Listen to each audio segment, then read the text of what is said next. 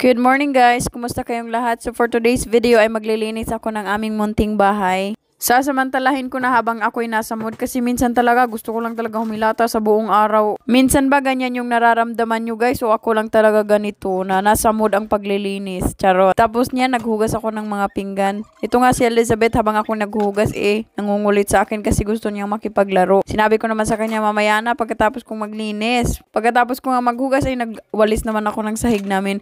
Minsan nagba-vacuum ako dito guys pero ngayon gusto ko naman gumamit ng walis tambo para makatipid ng kuryente. Pero doon sa may sala ay magbabacuum pa rin ako kasi gusto ko doon magvacuum dahil merong carpet. Pagkatapos ko nga magwalis sa kusina, dito naman ako magvacuum sa sala. So ayan, dito magbabacuum talaga ako guys. Tapos minap ko na rin kaagad. Every week lang pala ako nagbabacuum dito sa bahay namin guys. Tapos minsan naman nagmamap ako twice a week. Minsan naman ay 3 times a week. Depende talaga sa aking mood. So pagkatapos ko maglinis sa sala guys, naalala ko dapat pala pupunta kami dito sa dollar store dahil meron akong bibilhin. Kumuha na nga kaagad ako ng toothbrush dahil wala na akong toothbrush at mas mura dito. Tumingin rin ako ng pampalinis ng kuko tapos napagdesisyonan kong kumuha ako ng nail polish remover.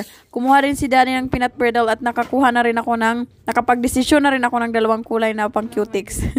So ito talaga yung main reason kaya pumunta kami dito guys dahil gusto kong bumili ng organizers para sa mga laruan ni Elizabeth. Madami ngang pagpipilian guys at napagdesisyonan kung ito yung kukunin namin. 2 muna yung kinuha namin tapos kahulihan nagdagdag ako ng isa. Kumuha na rin kami ng air freshener at dryer sheet tapos yung box para sa receipt at kumuha na rin ako ng Comet bleach. First time ko itong gagamitin. Meron din akong nakitang paglagyan ng jewelry. Kumuha na rin ako ng isa. Tapos meron din akong nakitang itong bottle na ito. Mas mura dito. Tapos may takip. Kumuha na rin ako ng suklay dahil ang suklay ko palaging nawawala. Kumuha na rin ako ng gummy bear. Umabot nga ng $29 plus yung nabayaran namin guys. Imbis yung organizer lang talaga at toothbrush yung pinunta namin.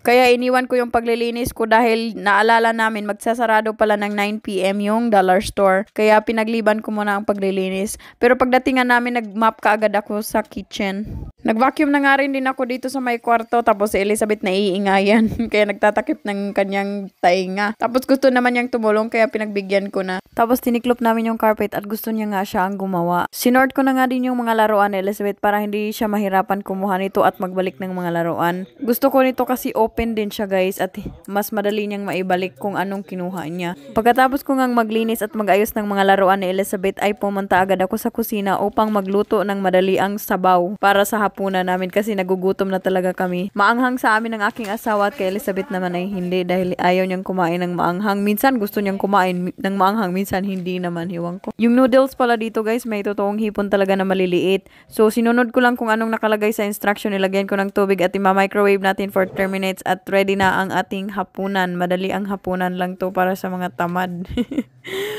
Ay nako.